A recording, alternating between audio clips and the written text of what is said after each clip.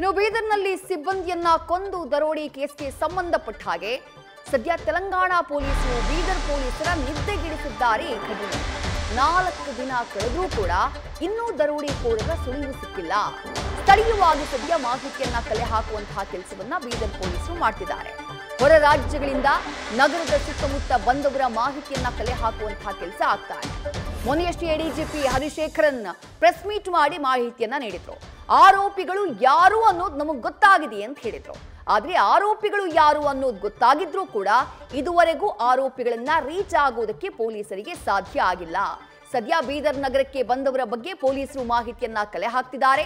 ನಗರದ ಸುತ್ತಮುತ್ತ ರೆಸಾರ್ಟ್ ಲಾಡ್ಜ್ಗಳಿಂದ ಮಾಹಿತಿಯನ್ನ ಕಲೆ ಹಾಕಲಾಗ್ತಾ ಇದೆ. ಯಾರು ಚೆಕ್ ಇನ್ ಆದ್ರು, ಯಾರು ಚೆಕ್ಔಟ್ ಆಗಿದ್ದಾರೆ, ಯಾವ ಟೈಮಲ್ಲಿ ಆಗಿದ್ದಾರೆ, ಆ ಡೀಟೇಲ್ಸ್ ನ ಕಲೆ ಹಾಕಲಾಗ್ತಾ ಇದೆ. ಅದರಲ್ಲೂ ಹೊರ ರಾಜ್ಯದಿಂದ ಬಂದವರ ಬಗ್ಗೆ ಮಾಹಿತಿಯನ್ನ ಸಂಗ್ರಹ ಮಾಡಲಾಗ್ತಾ ಇದೆ.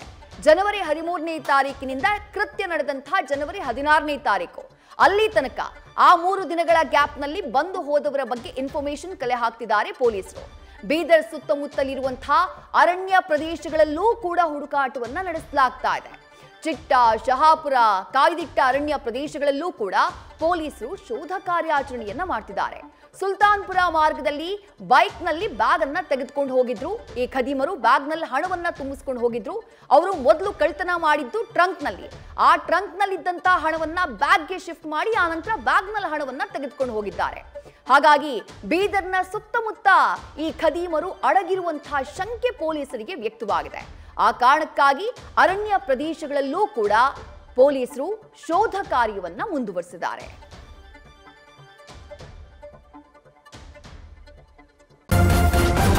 ನ್ಯೂಸ್ ಫಸ್ಟ್ ನಿರ್ಭೀತಿಯಿಂದ ನಿಮ್ಮ ಪರವಾಗಿ.